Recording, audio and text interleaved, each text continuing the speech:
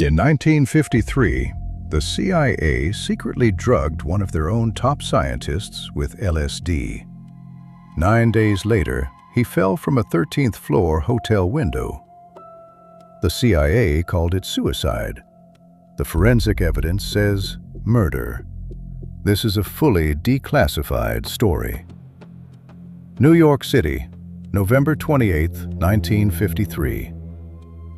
At exactly 2:30 in the morning, a night watchman heard a sound that would echo through the darkest corridors of American history.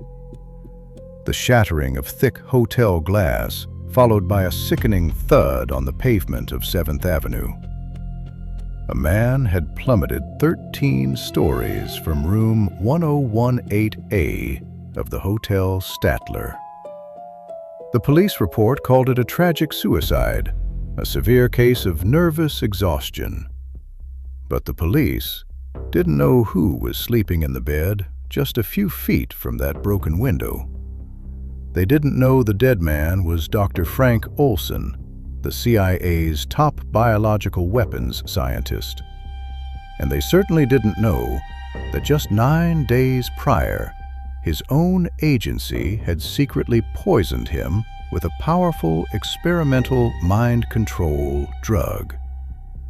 For 22 years, his family believed he jumped, until a declassified document slipped through the cracks, revealing a government cover-up so sinister it proved that the real monsters of the Cold War weren't hiding in Moscow. They were sitting in Langley.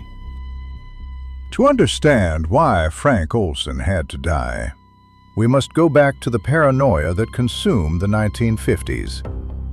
The Cold War was freezing over. The American intelligence apparatus was terrified of Soviet brainwashing tactics. They needed weapons not just to destroy bodies, but to break minds.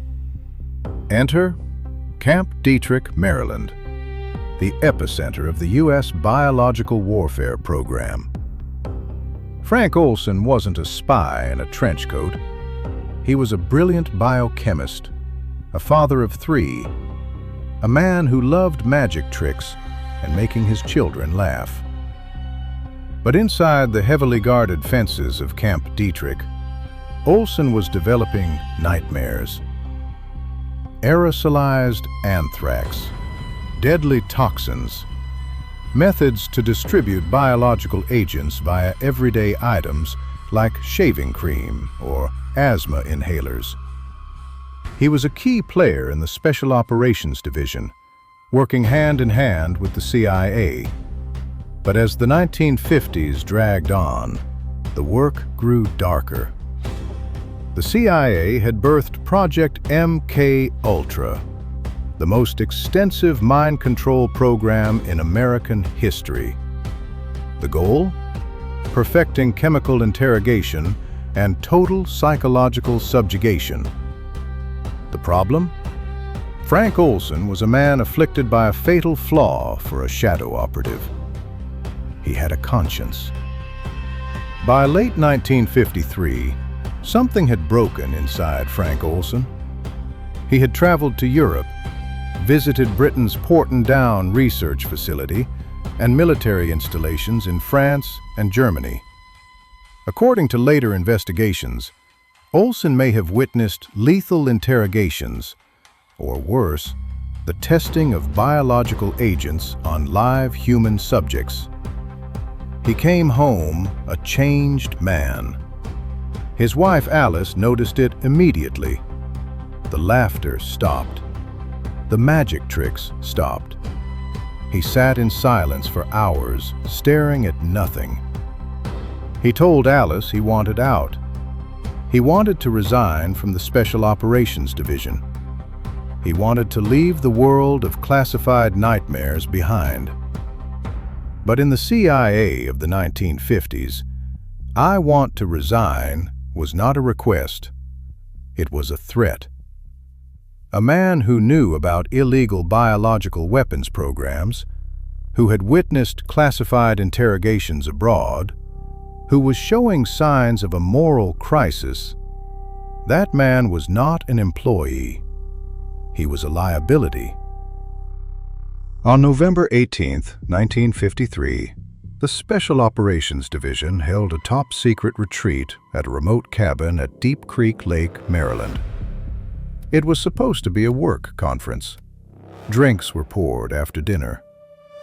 Among the attendees was a man we met in our last video, Sidney Gottlieb, the poisoner-in-chief, the architect of MK-Ultra and Operation Midnight Climax. After dinner, Gottlieb offered the men a glass of Cointreau. What he didn't tell them was that he had laced the bottle with a massive dose of LSD. For some of the men, the night was confusing and terrifying, but they recovered. For Frank Olson, whose psyche was already crumbling under the weight of everything he had seen and done, it was the catalyst for total psychological disintegration. Olson suffered a severe psychotic break. Over the next 9 days, he oscillated between paranoia, depression, and moments of absolute terror. The CIA documents show that colleagues described him as a changed man, convinced that he had made a terrible mistake and that they were going to get him. But was it paranoia? Or was it a sudden, terrifying clarity about what his own agency was capable of? Fearing he would blow the whistle on their illegal biological weapons and mind control programs, the CIA didn't send Olson to a hospital. They sent him to New York City under the escort of a CIA officer named Robert Lashbrook. The official reason? To see a doctor. The real reason? We may never know for certain. This brings us back to room 1018A of the Hotel Statler. November 28, 1953, 2:30 in the morning. For decades, the official story was that Olson, driven mad by the LSD, threw himself through a closed window in a suicidal frenzy. But physics and forensics tell a very different story. First, the window. Hotel windows in the 1950s were thick, double-paned. A man running at a closed window from a small hotel room would likely bounce off or sustain massive lacerations from the glass. The window shade was found fully drawn, still intact, which means the shade was pulled down at the time of impact. Think about that. Would a man committing suicide carefully leave the window shade down? But here is where it gets irrefutable. In 1994, Frank Olson's sons made the agonizing decision to have their father's body exhumed. The forensic examination was performed by Dr. James Starrs, a renowned forensic pathologist from George Washington University. What he found blew the CIA's cover story wide open. There was a massive hematoma on the left side of Olson's forehead, a brutal, blunt force trauma that occurred before the fall. This was not consistent with a head-first impact on the pavement. This was consistent with being struck in the head by a blunt instrument. Dr. Starr's conclusion? The manner of death was, in his professional opinion, homicide. He didn't run and dive through the glass.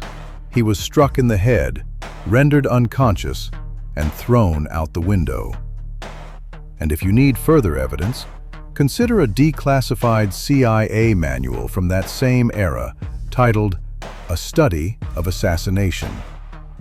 The manual states, and I quote directly, "The most efficient accident in simple assassination is a fall of 75 feet or more onto a hard surface." It goes on to recommend incapacitating the subject first to prevent a struggle. Room 1018A was on the 13th floor. The fall was approximately 170 feet. And the CIA minder in the room, Robert Lashbrook? Phone records subpoenaed years later reveal that immediately after Olson hit the pavement, Lashbrook didn't call an ambulance. He didn't call the police. He picked up the phone and called his superior at the CIA. His words? Well, he's gone. The Manhattan District Attorney later investigated the case. But by then, the key witnesses were dead, the documents were shredded, and the trail had gone cold. No one was ever charged. The cruelty inflicted on the Olson family didn't end that night in 1953. It evolved into something almost more sinister. A carefully orchestrated performance of justice. Fast forward to 1975. In the wake of Watergate, the Rockefeller Commission exposed the CIA's illegal MK-Ultra experiments. The government admitted to dosing Frank Olson with LSD, claiming it caused his accidental suicide. President Gerald Ford invited the Olson family to the Oval Office. Cameras captured a heartfelt scene. The President of the United States apologizing to a grieving family. They were given a $750,000 settlement. It looked like justice. It felt like closure. It was an illusion. Declassified White House memos later revealed that two young officials, Dick Cheney, then Deputy Chief of Staff, and Donald Rumsfeld, then Chief of Staff, had orchestrated the entire apology specifically to prevent the family from suing in court, because a lawsuit would have triggered legal discovery, and legal discovery would have forced the CIA to hand over documents. They didn't apologize to reveal the truth. They apologized to bury the murder. They gave the family half a truth. We drugged him, to hide the whole lie, and then we killed him. Frank Olson's son, Eric, saw through it. He spent his entire adult life, decades, sacrificing his career, his relationships, and his peace of mind, digging through redacted archives, filing lawsuits, commissioning the exhumation, trying to prove that his father was not a suicide, that his father was executed by the state he had served. Frank Olson knew too much. He knew about the biological weapons. He knew about the mind control experiments. He knew about the lethal interrogations abroad. And in the eyes of the CIA, a conscience was not an asset. It was a security threat that had to be neutralized. The terrifying legacy of Frank Olson isn't just that the government experimented on its own citizens. It isn't just that they may have murdered one of their own scientists. It's the chilling realization of their absolute impunity. No trial, no prison sentence, not even a formal accusation. If the CIA was willing to drug and silence one of their own top-tier scientists to protect their secrets, what exactly were they doing to the people they considered expendable? Now I want to hear from you. Do you believe Frank Olson jumped, or was he pushed? The forensic evidence is in. The CIA manual is declassified. Tell me what you think in the comments below. The files are out there, buried under black ink and red tape, waiting for the light. If you want to keep digging through the suppressed truths and declassified nightmares of our past, hit that subscribe button and turn on the bell for Darkfile History. Because next time, we're leaving America. We're going north to a prestigious university in Montreal, where a doctor was paid by the CIA to erase human memories. And he succeeded. Keep questioning the shadows.